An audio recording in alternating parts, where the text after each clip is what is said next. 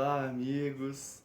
É um prazer, uma alegria estarmos juntos no dia de hoje para estudarmos um pouquinho mais sobre a doutrina dos Espíritos, a doutrina consoladora. E hoje vamos estudar um pouquinho sobre as leis do trabalho. As leis do trabalho estão contidas dentro do Livro dos Espíritos, na terceira parte intitulada de Leis Morais. Tá? Então nós temos primeiramente que entender como funciona e como foi feito o Livro dos Espíritos, né? Ele é dividido em 4 partes. A primeira parte, intitulada de Causas Primeiras, né? Onde ele fala de Deus e sua existência. A segunda parte, do Mundo dos Espíritos. A terceira parte, as Leis Morais, onde está contida a Lei do Trabalho, que nós vamos estudar já já. E a quarta parte, onde ele trata das esperanças e consolações, falam da vida futura. Então é muito importante a gente saber sobre essa divisão, para que quando a gente lê e estudar, a gente compreender como Kardec codificou isso tudo, né? Para nos trazer, ele separou através desses temas tão importantes e que com certeza vão nos ajudar muito no nosso processo evolutivo. Então é importante sempre lermos o Livro dos Espíritos, compreendermos, estudarmos, para que assim a gente consiga trazer o conhecimento para dentro de nós, né? E de uma forma reversa aplicarmos esses conhecimentos no nosso cotidiano, na nossa vida do dia a dia. Então, a lei do trabalho, ela é o capítulo 3 e está dentro das leis morais. Ela é classificada como uma lei moral. Também é muito importante que antes de nós iniciarmos qualquer estudo, que nós compreendamos também a etimologia das palavras, ou seja, o significado das palavras, para que a gente possa compreender o que o texto está nos passando, qual é a mensagem. Então, se a gente fala de leis morais e de lei do trabalho, primeiro a gente precisa saber o que é lei, o que é moral, o que é trabalho. Para isso, a gente recorre ao nosso querido dicionário. Então, vamos destrinchar essas 3 palavras para que a gente comece a compreender a função da lei do trabalho dentro da nossa vida como espíritos imortais. E olha que bacana, dentro do dicionário Aurélio, tá? A palavra lei, dentro da terceira classificação, ela é considerada como uma obrigação da consciência, imposta pela consciência e pela sociedade. E Kardec nos ensinou que as leis divinas estão onde? Dentro da nossa consciência. Olha que link perfeito. E se as leis divinas estão dentro da nossa consciência, automaticamente somos compelidos a cumpri-las.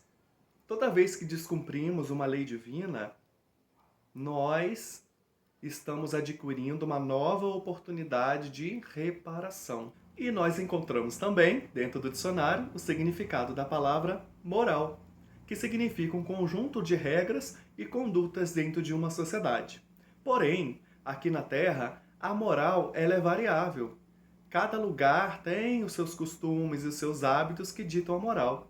Porém, nós vemos que as leis morais divinas são imutáveis e são eternas, assim como a lei do trabalho que Kardec classificou e nos trouxe como orientação da espiritualidade superior através dessas perguntas que nós vamos estudar agora. E antes de entrarmos no subtítulo da lição dentro do Livro dos Espíritos, seria muito interessante que dessemos uma passeada pelo tempo e estudássemos um pouquinho mais sobre a evolução do trabalho social na humanidade terrestre, para que a gente possa compreender por que Kardec também fez essas perguntas. Porque o trabalho, ele teve uma evolução desde o seu princípio até os dias de hoje. Então nós podemos observar uma divisão na história da humanidade do trabalho em 2 etapas. Uma antes de Martinho Lutero e uma depois. Bom, nessa primeira imagem a gente observa a Grécia Antiga. Entre os pensadores da Grécia Antiga, trabalhar era mal visto. Aristóteles colocava o trabalho em oposição à liberdade, e Homero via na ociosidade da antiga nobreza grega um objetivo desejável para eles. Então, o trabalho pesado, ele ficava mesmo com as mulheres, os servos e os escravos. E partindo para a Idade Média, trabalhar na agricultura era uma tarefa muito árdua. Quem era obrigado a trabalhos forçados por seus patrões não tinha escolha, mas quem a tinha poderia fazer festa e nem se preocupar com amanhã. Pensar em algum tipo de lucro era considerado um vício. Uma cota de até 100 dias livres por ano seria para garantir que o trabalho não ficasse em primeiro plano. Mas foi a partir do século XVI que tudo começou a mudar, ou seja, que a visão do trabalho começou a se modificar com Martinho Lutero. Então, no século XVI, Martinho Lutero ele declarou a ociosidade como um pecado. Ou seja, segundo o pensamento dele, o homem nasce para trabalhar. E o trabalho é um serviço divino e, ao mesmo tempo, uma vocação. No puritanismo anglo-americano, o trabalho é visto como um sinal de quem o executa e foi escolhido por Deus. E isso acabou acarretando no aceleramento do desenvolvimento do capitalismo. Já no século XVIII, iniciamos com o processo de industrialização na Europa. E enquanto a população crescia, diminuía o espaço cultivável, né? As pessoas migraram para as cidades em busca de trabalho em fábricas e fundições. Segundo conta a história, os ingleses chegavam a trabalhar 14 horas por dia, 6 dias por semana. Já no século XX, surge uma nova classe de trabalhadores, definida por Karl Marx, o proletariado. Para Karl Marx, que cunhou este termo, o trabalho é a essência do homem. Seu genro, o socialista Paul Lafargue, constatou em 1880: um estranho vício domina a classe trabalhadora e ao longo do século XX aumentaram significativamente os custos sociais com os trabalhadores da época em todas as nações mais ricas do mundo, e como resultado, as empresas transferiram a produção para onde a mão de obra seria mais barata. Em muitos países pobres, prevalecem até hoje circunstâncias que lembram o início da industrialização na Europa. E hoje, século XXI, observamos o trabalho humano podendo ser substituído pelas máquinas e pelos robôs. Então, observamos um avanço da digitalização, da internet das coisas, da indústria 4.0. Muitas ocupações estão se tornando obsoletas, e não só na indústria. E a partir daí, nós podemos observar uma mudança de paradigmas. É o que foi chamado pela utopia de admirável mundo novo, do trabalho. As máquinas fazem um trabalho e as pessoas têm um pouco mais de tempo para o essencial, segundo essa utopia. A proteção ambiental, o atendimento de idosos e doentes e o apoio aos necessitados são tarefas, no momento, executadas primordialmente por voluntários. No mercado de trabalho do futuro, a vocação pode voltar a se transformar em carreira.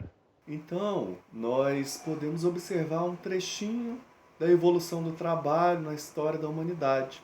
E nós observamos que houve uma mudança significativa ao longo dos séculos, né? E Kardec, então, vem e indaga a espiritualidade superior acerca da lei do trabalho, que é uma lei moral, né? Então ele começa com a pergunta 674 sobre a necessidade do trabalho. E aí Kardec pergunta aos espíritos se a necessidade do trabalho seria uma lei natural. E os espíritos respondem que sim, que é uma lei natural o trabalho. Só que a sociedade em que a gente vive nos obriga a trabalhar mais por conta das nossas necessidades, né? E dos nossos prazeres. E aí Kardec, como sempre brilhante, pergunta aos espíritos, continuando, se o trabalho, se a gente pode entender o trabalho só com relação à parte material, ou seja, o trabalho é só material, e os espíritos superiores nos dizem que não, porque o espírito também trabalha assim como o corpo. E a gente vê que a espiritualidade trabalha até mais. E os espíritos nos dizem até mais. Eles nos dizem que toda ocupação útil é um trabalho. E aí Kardec pergunta aos espíritos, mas por que o trabalho é imposto ao homem? E os espíritos respondem que é uma consequência da sua natureza corporal. Os espíritos também nos respondem que o trabalho seria uma expiação e também uma maneira de aperfeiçoarmos a nossa inteligência. E eles nos dizem mais, que sem o trabalho permaneceríamos na nossa infância intelectual. E Kardec também pergunta à espiritualidade por que a natureza ela provê, né, todas as necessidades dos animais. E os espíritos nos dizem que tudo trabalha na natureza. Os animais também trabalham, só que de uma forma diferente. Os animais trabalham para que eles consigam se conservar, apenas para a sua conservação. Já nós, os seres humanos, além da conservação, trabalhamos também para desenvolvermos a nossa inteligência. E aí Kardec entra na segunda parte dessa lei do trabalho, que é sobre o limite do trabalho e sobre o repouso, né? E ele indaga a espiritualidade se o repouso depois do trabalho seria uma lei natural. E os espíritos dizem que certamente, porque o repouso ele serve também para reparar as nossas forças, né? As forças do corpo, e também necessário, porque dá um pouco mais de liberdade para a gente desenvolver a nossa inteligência. Para que, desenvolvendo a nossa inteligência, a gente consiga se elevar um pouco mais acima da matéria. Esse é o objetivo do repouso. E diante disso, a espiritualidade também nos diz que durante a nossa velhice, não estamos obrigados a trabalhar, porque não temos mais forças. Então temos o direito ao descanso na velhice. Olha que bacana, né? É a benevolência de Deus reconhecendo os nossos limites. E o certo, segundo os nossos irmãos maiores, seria o forte trabalhar pelo fraco, e não o contrário. A gente ainda está trabalhando para que tudo isso aconteça. Estamos em processo de desenvolvimento, de crescimento, e esperamos conseguir chegar nesse patamar que a espiritualidade nos coloca acerca da lei do trabalho. Mas precisamos nos unir e compreendermos uns aos outros, trabalharmos mutuamente, os filhos pelos pais, os pais pelos filhos. E o que falar daqueles irmãos que já trabalham na obra do Cristo, na obra de nosso Senhor Jesus? Esses, segundo Joana de Ângeles, já estão transcendendo, já superaram os limites da matéria e já estão partindo para algo maior. Sempre podemos fazer alguma coisa pelo próximo. Isso é trabalho. Então, que consigamos auxiliar uns aos outros durante a nossa jornada aqui no planeta, trabalhando uns pelos outros, porque ajudando o próximo estaremos ajudando a nós mesmos. Trabalhando pelo próximo, estaremos trabalhando para nós mesmos. E que Deus, em sua infinita bondade, possa nos conceder sempre forças para que a gente consiga continuar na nossa jornada, trabalharmos bastante e sermos muito felizes. Foi um prazer estar com vocês. Um abraço, fiquem todos na paz de Jesus. Muita paz, que assim seja.